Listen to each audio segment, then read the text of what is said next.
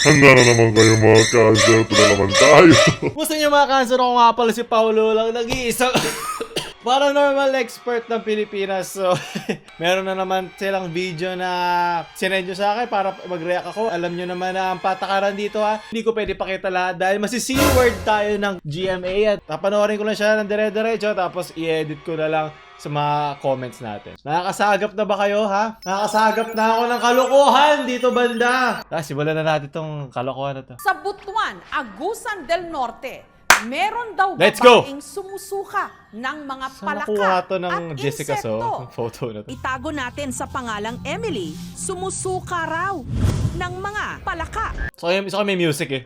Para Tunay intense. daw ang videong ito na ipinadala Nope. nila sa KMJS Facebook Nope. page. Si Emily, aktong sumusuka at nung iniabot na niya Tulad nung dati sa KMJS, yung ginaganon yung kanilang mga balat. Yung hindi daw sila tinatabla ng kutsilyo. Lagi naman sa ghetto nagsisimula.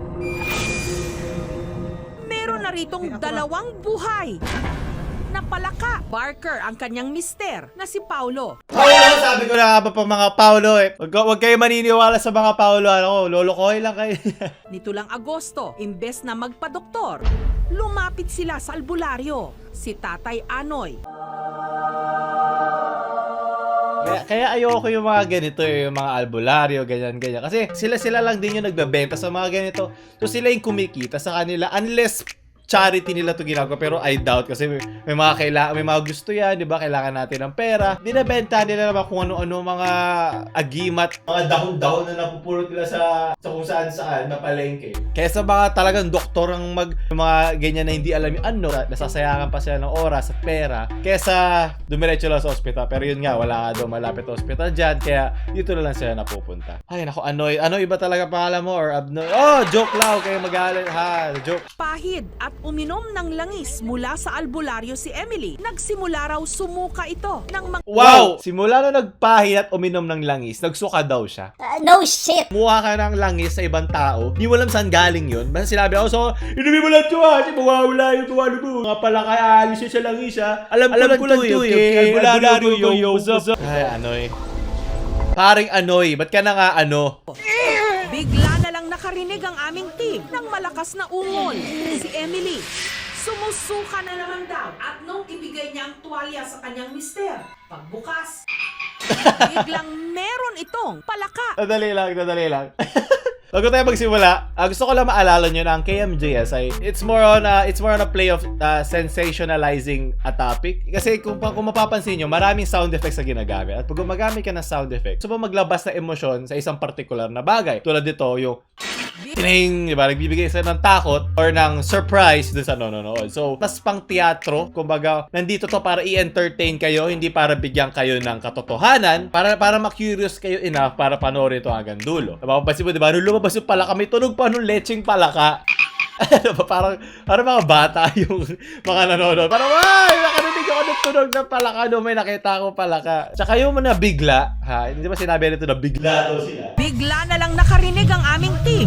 Nasa likod ako ng camera dati. Yung production, yung crew. I've been there. Hindi ganon na, kala ba nasa Vines, nagpa-play lang yung kanilang camera. Sige, basta maglabas na, dire-diretso na. Hindi, nagbe-briefing muna yan, kinakausap yung mga tao. O ganito yung magiging proseso ng ating pag-shoot, ha? Ito yung script natin, yung sundin natin, ha? Ito yung ating galawan. Kunyari, number 1, interview. Number 2, ikot-ikot muna kami. Number 3, kukuha muna kami ng mga establishing shots and kung ano-ano. It's a film. It's more of a film kaysa isang documentary. Mas naglilin to sa entertainment kaysa sa isang documentary. Musuksok diri sa akong diri. Yeah, ako rin, nandidiri na ako kay Emily. Tol, dal-ana si Mrs. mo ila ni Tatay Anoy. Anoy kasi, ano ka na Anoy? Ano ba? Sinapian daw ito. Hindi naman si ate. Ba't ako nandito ngayon? Nag-makeup pa ako para kasama ako dito. Hoy! Hoy! Papamilya channel! Huwag mahawakan yan! Hoy! So, sinabi ng albularyo ni Manoy. Mga Manoy! Mapapalaban naman si Manoy! Sinapian daw siya at binarang daw siya, which means kinurse daw siya. And yun, sinabi din throughout sa video na kinurse daw siya ng kanyang kapitbahay. Tukoy na rin daw nila kung sino ang Ay, naku, Paolo. namara kay Emily. Dani! Sino kaya? Paggawa yung lalaki. Diba? Ito, naglalagay sa'yo ng mga ganun tunog. Si Paulo raw talaga ang nais Mga Paulo talaga eh. Lagi na lang inaaway ang mga Paulo. Yung mambabarang sa akin, pwede ba gusto ko may lumabas sa akin na tigi 1,000? Please. Okay lang sa akin. Basta ilalabas sa akin tigi 1,000. protektahan daw si Paulo ng kanyang mga tattoo mula sa inaniba nitong religious group. At tayo dito ng connect sa buhay. Yes. Ano naman eh. Geto na rin yung nangyari dun sa mga ano eh. Yung mga machete boys, diba? Yung ginagano nila, dito sila tinatabla ng mga kutsilyo. Ito na naman yung mga lecheng tattoo na yan. Ano ba hiwaga sa mga tattoo na yan? Gusto ko pa, yung tattoo na puprotekta sa kanya, hindi ko kaagad napansin kung ano to eh. Ano una, kala ko lumpia eh, o turon eh, na may lumabas na langka sa gilid eh. Si ano pala to? Si Jesus pala to. Kaban tattoo yan? Hindi ba parang libag lang eh? Paolo, ano ba? Yung pangalan natin, ipaglaban mo naman. Woo! So ayun, ang sinabi daw nila ang ng barang sa kanila ay yung kanilang kapitbahay. Meron daw siya parang alitan sa kanila dati. Tandaan mo, lahat ng mga pagsasado na to galing kay Emily. Wala sila outside na research, outside account. Lahat either kay Emily o kay Abnoy. Ay, kay Anoy, di ba? Kay... Gisikaran niya akong likod. Itiunan pag Anong tunog yun, Jemay? Ano sound effect yun? pod. Bahay kung sumasakit As usual, galing na naman kay Emily.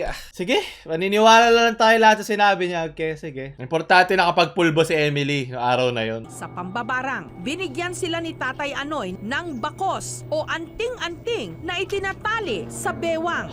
May anting ako, may agimat ang dugo ko. Anoy! Anoy ako! Eh, ito na naman yung sinasabi ko eh, yung mga albularyo, pinagkakakita, bebenta kita nito, bebenta kita na, bibigyan kita ng holen, bibigyan kita ng damo, bibigyan kita ng kung ano-ano, bilang-bilang mo ako, kikita ako sa'yo. So, ayun, kumbaga, di ba, medyo sketchy, like, hindi siya worth na pakinggan. O, kung hindi alam nung tao na binebenta mo na hindi naman talaga nila to kailangan, para lang mawala yung kaba nila, pero fine, sige. Kung makatulong sila sa gabi, sige, pero I doubt. My God. Skeptical ako sa mga ganito. May mga anak pa siya, diba? Hindi sa ganito. Dapat sa ospital eh. Pero yun nga daw, dahil nga daw wala malapit na ospital sa kanila, sa albularyo na lang sila. Kung wala mga ospital, wala sila pang gastos. So, ayun. Sa ganito na lang sila kumakapit. Na literal na patalim ni Anoy. Tinatanong yung papa ko, bakit mo hinarangan yung anak ko ng itak? Nagalit. Nagtaka ka pa, Jose, nung hinarapan mo na isang nakamamatay na machete sa harap ng mukha niya, no? Bakit kaya? Para imbestigahan Oh! kababalaghang pagsuka ng palakan, Maboy! may nagbabalik. Yes! Yes! Yes! Dito na naman siya. Maboy Ed. Na-miss kita. Nakakaramdam ako ng idol. Dito banda. Sobrang cool ng lakad ni Ed. Ed Kaluan. When I grow up, I want to be Ed. Parang ako nagpa-fanboy. Ed ba? Papalapit pa lang si Ed sa bahay ni na Emily. Aligaga na siya. Oo, ako nabaliga yun. Kung mayroong isang aso dyan, parang ako natanggal yung ano yan, tali niya. Talagang nakaliga ako dyan. Ito yung mukha niya, parang expert ka. May rabies ako. Walang tatalab na paranormal expert sa akin.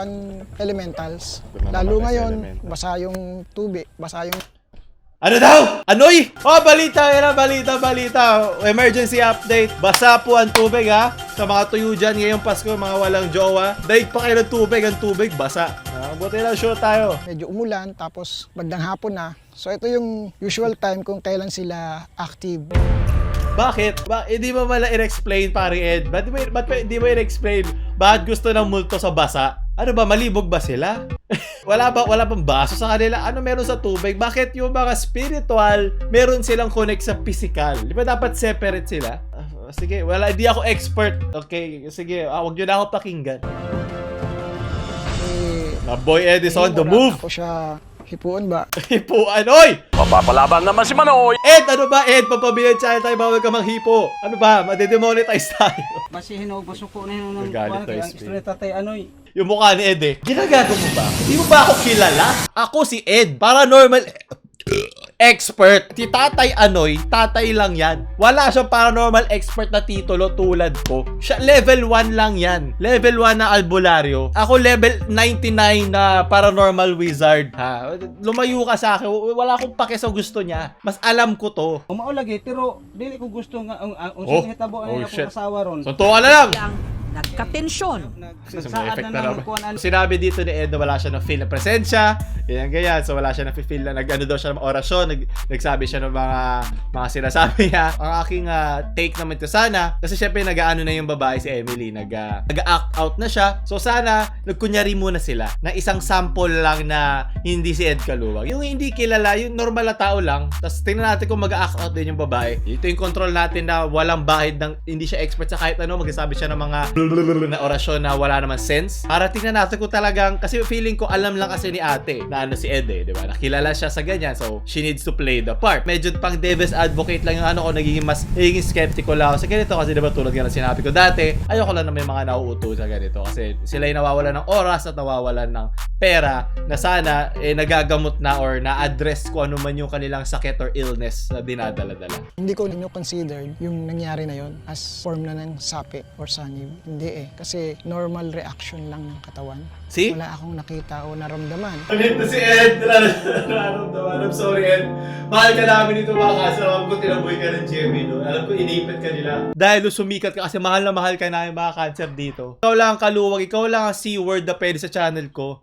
Suspetsa niya, nasa face towel o panyo na ni Emily ang palaka. Kaya evolve na si Ed, diba? Siya mismo naging skeptical na siya sa ganyan. Sobrang proud ako kay Ed na ganito na siya ngayon. Hindi na siya yung dati na parang kung ano lang yung mayroong kumalanching dyan na kaldero, may pusang natakot, multo na agad o elemental. Diba? Ito at least nananarrow down na hindi na lahat. May mangyari dyan. Dudududun. May nangyari dito. Dudududun. Per usual, lagay sila camera. Tapos nakita nila na aligagayang babae. At bibig ni Emily, tuyo rin. Nako! Bakit tuyo yan, ha? Paulo, hindi mo binibigyan ng sexy time si Emily. Bakit tuyo siya? The scientific or medical point of view, it is impossible. If you have... Maraming salamat.